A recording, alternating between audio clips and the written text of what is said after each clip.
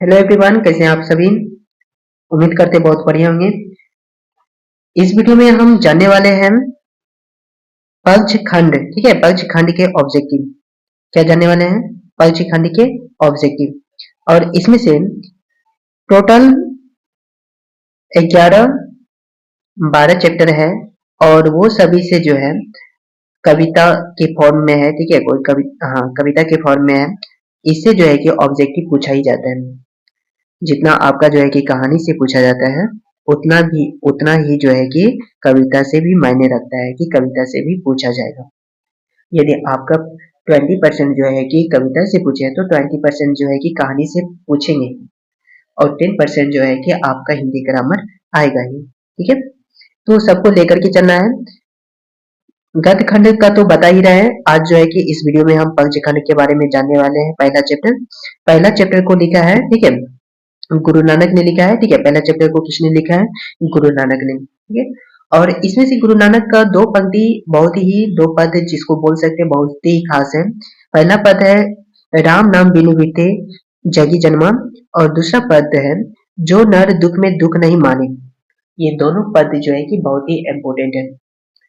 पहला इसमें से पहला पंक्ति जो कह रहा है यानी राम नाम बिनु बीते जग जन्मा, इसका मतलब ये होता है कि राम यदि इस जगत में जन्म लिए हैं तो राम नाम के बिना आपका जो है कि जन्म लेना व्यर्थ है। ये पंक्ति जो है कि बताते हैं। दूसरा में कहता है कि वैसा भी मनुष्य होता है जो कितना भी दुख रहते हैं, कितना भी पीड़ा रहते हैं, अपने दुख को दुख नहीं मानते हैं। ठीक है, अपने दुख को दुख नहीं मानते हैं। वैसा जो है कि पुरुष बहुत ही महानतम होते हैं। ठीक है, बहुत ही महान होते हैं। चलिए इसमें से पहला क्वेश्चन की तरफ अब बढ़े। पहला क्वेश्चन में दिया है गुरु नानक की किस मुगल सम्राट से मुलाकात हुई थी।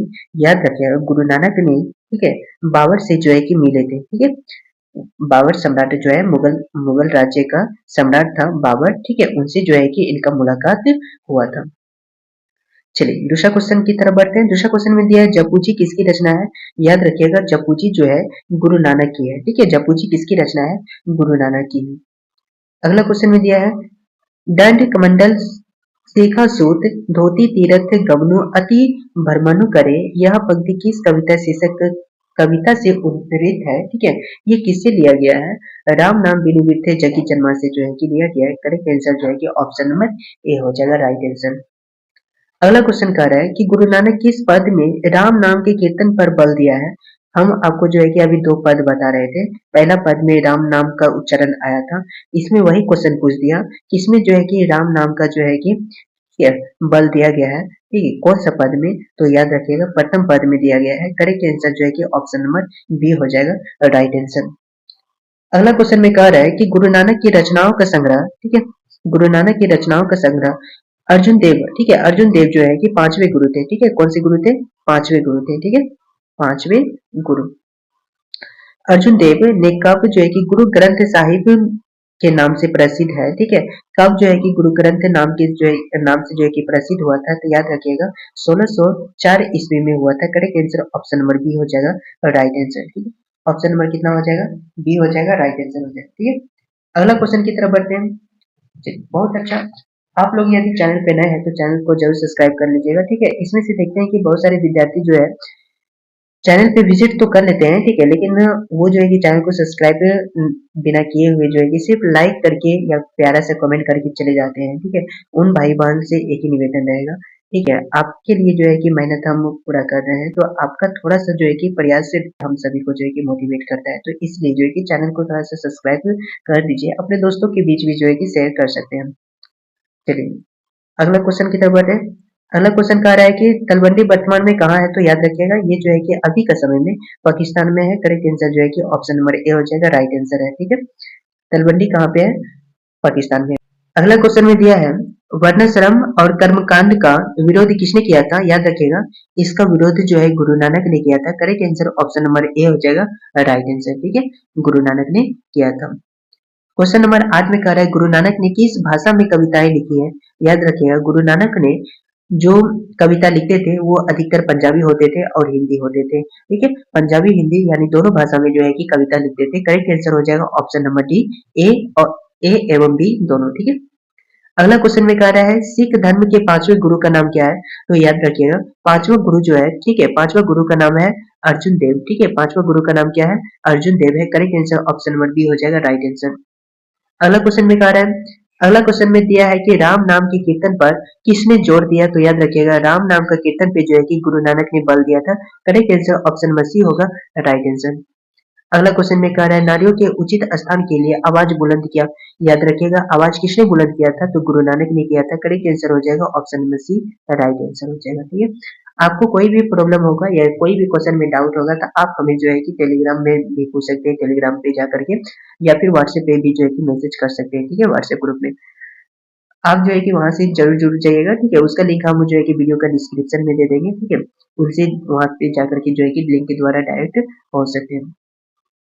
चलिए अगला क्वेश्चन है किसके बिना प्राणी को मुक्ति नहीं मिलता है? तो याद रखिएगा प्राणी तो इस संसार में जन्म ले लेते हैं, लेकिन उसको जब तक गुरु का ज्ञान नहीं मिलता है तब तक जो है कि उसको मुक्ति नहीं मिलता है। तो करेक्ट आंसर हो जाएगा ऑप्शन नंबर डी गुरु ज्ञान के बिना। ठीक है, गुरु ज्ञान लेना बहुत आवश्यक है। अगला क्वेश्चन में दिया है किसके बिना इस संसार में जन्म लेना बेकार है? तो याद रखिएगा इस संसार में यदि जन्म लेना लिए हैं तो राम नाम का जो है कि उच्चारण अवश्य करना होगा। ठीक है, क्योंकि प्रभु का नाम नहीं लेने से जो है कि इस संसार में जन्म लेना बेकार होता है। ठीक है, करेक्ट आंसर हो जाएगा ऑप्शन नंबर ए। अगला क्वेश्चन की तरफ बढ़े। अगला क्वेश्चन, ठीक है, अगला बहुत ही प्यारा क्वेश्चन है, बहुत बार जो है कि पूछा भी जाता है, लेकिन डेट इसमें सिर्फ 2024 का दिया है कि 2024 में पूछा हुआ है।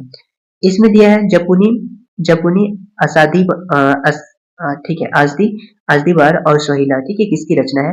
तो याद रखिएगा ये तीनों का रचना जो है कि गुरु नानक ने ही किया था, और साथ ही जो है कि रहीरास का भी रचना जो है कि गुरु नानक ने ही किया था। करेक्ट आंसर हो जाएगा option number B right answer. अगला क्वेश्चन में कह रहा है क्या कहते हुए गुरु नानक ने अपना प्राण त्यागा था? याद रखिएगा वाहे गुरु जो है कि वाह गुरु कहा करके उसने अपना प्राण को त्याग दिया था। करेक्ट आंसर हो जाएगा option number B right answer हो जाएगा। अगला क्वेश्चन की तरफ बढ़े। अगला क्वेश्चन जो कह रहा है गुरु